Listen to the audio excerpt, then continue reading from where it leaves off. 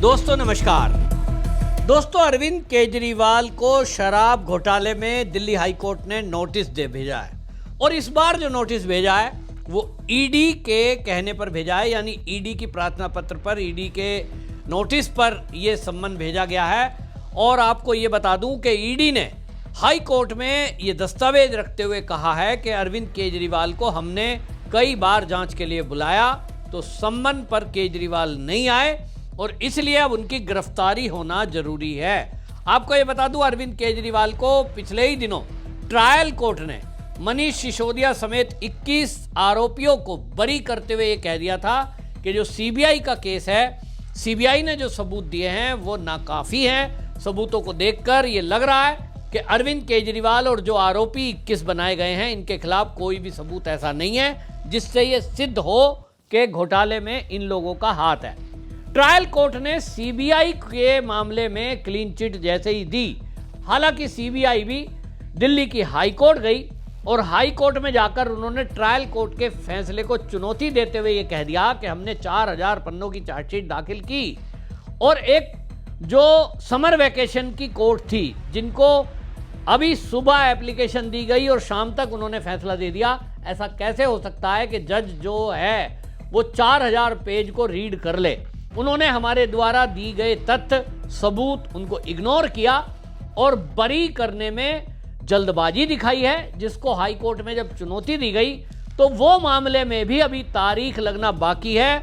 और अरविंद केजरीवाल जिस जज से घबराते हैं, स्वर्णकांता शर्मा, उन्हीं की कोर्ट में ये केस है।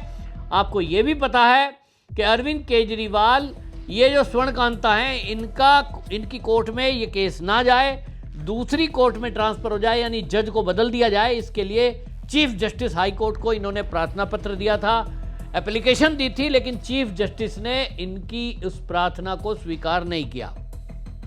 ये फिर सुप्रीम कोर्ट पहुंचे और सुप्रीम कोर्ट में इन्होंने दलीलें करते हुए ये कहा कि जो स्वर्णकांता जस्टिस हैं ये ठीक से हमारे केस को परसू नहीं करती हैं और उनके ऊपर आरोप लगाए। तो अब समझ लीजिए मामला ज्यादा कठिन हो गया है। एक तो सीबीआई वाला मामला सुप्रीम कोर्ट तक पहुंचा है, उस पर फैसला होना है कि जो ट्रायल कोर्ट का जो फैसला है उसके बदले में जब हाई कोर्ट ने नोटिस दिया है तो अभी यह फैसला होना बाकी है कि सीबीआई वाला जो मामला है क्या उसमें जस्टिस स्वर्णकांता चेंज होंगी कि नहीं, यह सुप्रीम कोर्ट तय करेगा। लेकिन इसी बीच ईडी ने दिल्ली की हाई कोर्ट मूव किया और उन्होंने भी अपनी एप्लीकेशन जस्टिस स्वर्णकांता शर्मा की कोर्ट में ही लगाई है। तो अरविंद केजरीवाल जस्टिस स्वर्णकांता से कैसे बचेंगे? सीबीआई मामले में मान लो बच भी गए तो अब ईडी का केस पहले से चल रहा है और केस पहले से चल रहा है, पूरा केस इन जस्टिस के नॉलेज में है और अब तो इन जस्टिस का और भी मामला कैड़ा रहेगा क्योंकि अरविंद केजरीवाल इनके ऊपर एलिगेशन लगा चुके हैं। जबकि आपको बता दूं दिल्ली हाई कोर्ट की सबसे काबिल, ईमानदार तो सभी हैं, काबिल मैं कह सकता हूं सीनियरिटी और पढ़ाई के हिसाब से तो सबसे ज्यादा स्वर्णकांता हैं और इसीलिए कोई सेटिंग, कोई दबाव, कोई ये जज कौन सामने है, वकील कौन सामने है, ये चेहरे देखकर फैसले नहीं देती हैं। कपिल सिब्बल जैसा आप जानते हैं, अभिषेक मनु सिंह भी, ऐसे बड़े बड़े वकील अरविंद केजरीवाल ने खड़े किए थे तो बहुत सारे जज दबाव में आ जाते हैं। लेकिन ये जो जस्टिस स्वर्णकांता हैं ये किसी दबाव को नहीं मानती, किसी दबाव में नहीं आती। अरविंद केजरीवाल इसी से घबराया हुआ है और इसलिए सुप्रीम कोर्ट तक में पहुंचे हैं कि साहब किसी तरह ये जो जज है इनकी कोर्ट से हमारा केस बदल दो।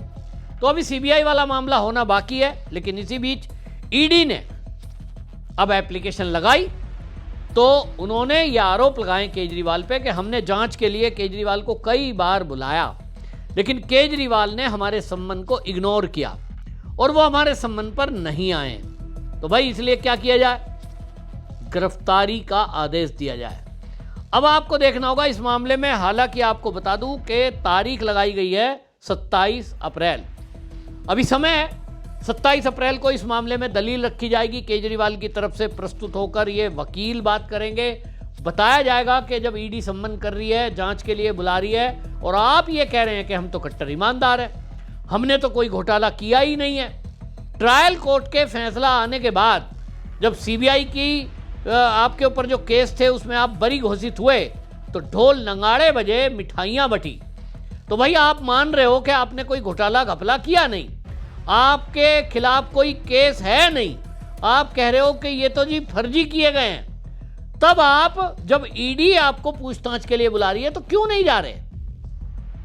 भाई आप इस केस में सीबीआई के पास, सीबीआई के विरुद्ध गए ना, ट्रायल कोर्ट के फैसले को मान रहे हो, क्योंकि ट्रायल कोर्ट का फैसला आपके पक्ष में है, आपको बरी कर दिया है तो आपने माना है। ऐसे ही हाई कोर्ट पे भरोसा रखो, और जब हाई कोर्ट में केस जाएगा, ईडी अगर फर्जी केस भी लगाती है तो आप बरी हो जाओगे। अरविंद केजरीवाल जी देश की जनता को असल में मूर्ख समझते हैं, और इसीलिए ये लोग एक तरफ सीबीआई वाले मामले में ढोल नगाड़े बजाते हुए डांस कर रहे हैं कि कोर्ट ने हमारे साथ न्याय कर दिया, देखो देश की न्यायपालिका। दूसरी तरफ हाई कोर्ट में जो जस्टिस हैं, जस्टिस वर्णकांता, उनके ऊपर आरोप लगा रहे हैं कि साहब हाई कोर्ट की जज जो है ये ठीक नहीं है। दोगलापंथी कैसे चलेगा भाई? एक कोर्ट का जज ठीक और एक कोर्ट का जज खराब, ये कैसे ठीक चलेगा? फिर आप किस तरह की बातें कर रहे हो?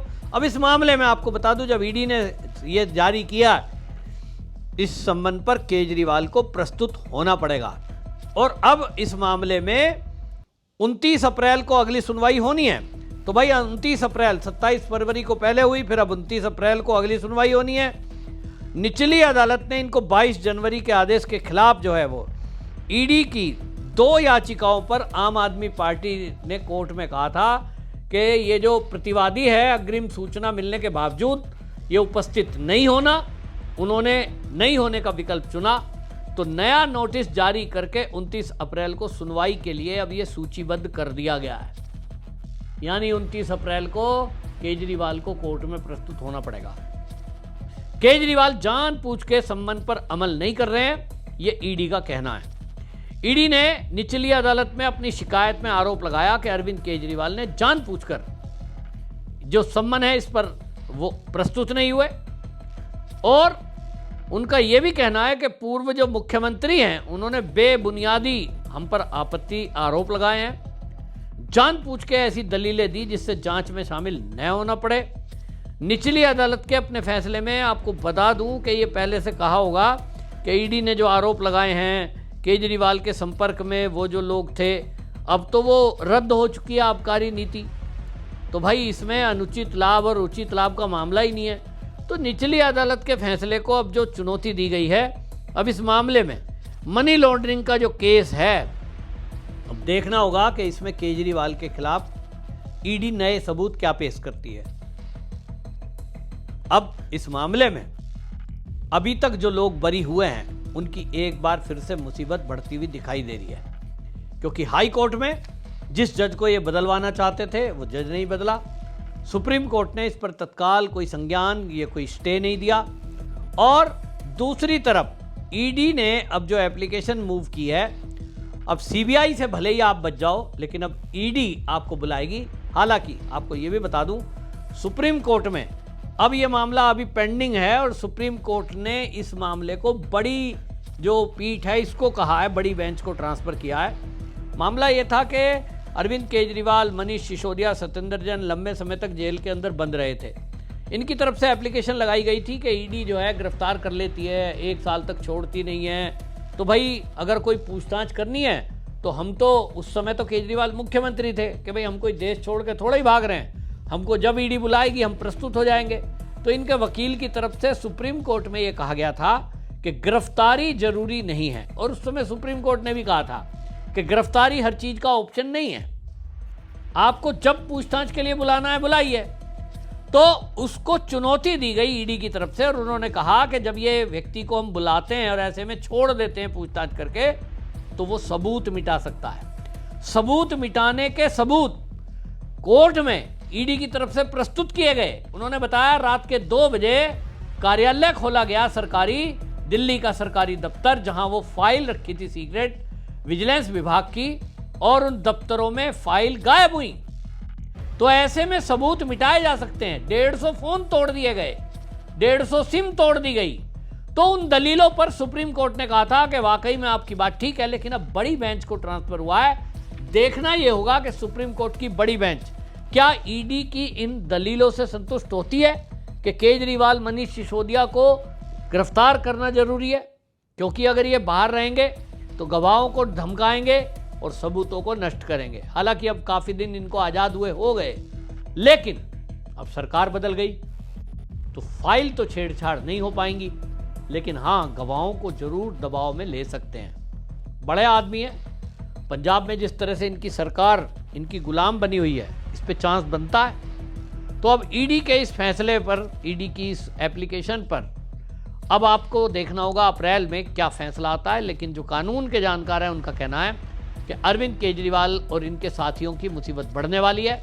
जिस तरह से सुप्रीम कोर्ट में केस पहुंचा है, निश्चित जानिए गिरफ्तारी होना तय है। आपकी क्या राय, कमेंट लिखिए, वीडियो शेयर करिए। वंदे मातरम।